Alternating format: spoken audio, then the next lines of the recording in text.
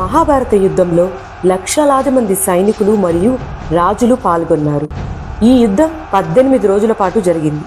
అయితే ఈ యుద్ధంలో ఇరుపక్షాలకు ఆహారాన్ని సరఫరా చేసే బాధ్యతను ఉడిపిరాజు తీసుకున్నారు. అయితే ప్రతిరోజు వేలాది మంది మరణించినప్పుడు భోజనాల ఖాతా నుండి ఎంతమందిని తీసివేయాలనే ప్రశ్న తలెత్తడం సహజం.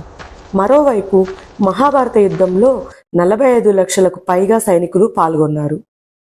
శ్రీకృష్ణుడి ఆదేశానుసారం ఆహార నిర్వహణను ఉడిపిరాజు చేపట్టారు. ఇన్ని వేల మందికి భోజనాన్ని ఖచ్చితంగా ఎలా తయారు చేయడం అనే సందేహం ఉడిపిరాజుకి తలెత్తింది. రాజులో మొదలైన అనుమానాన్ని శ్రీకృష్ణుల వారు పరిష్కరించారు. శ్రీకృష్ణుడు రోజు ఉడికించిన శనగలు తినేవారట.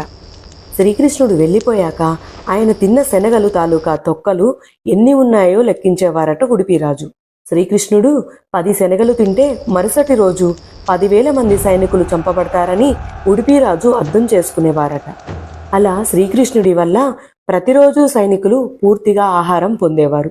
అదే సమయంలో ఆహారం ఎంత మాత్రం కూడా మిగిలేది కాదట. కృష్ణమాయ అని దీనినే అంటారేమో. ఈ విషయాల్ని మీరు మొదటిసారి విని ఉంటే మన ఛానల్ని సబ్స్క్రైబ్ చేసి కమెంట్స్లో జై శ్రీకృష్ణ అని పెట్టండి.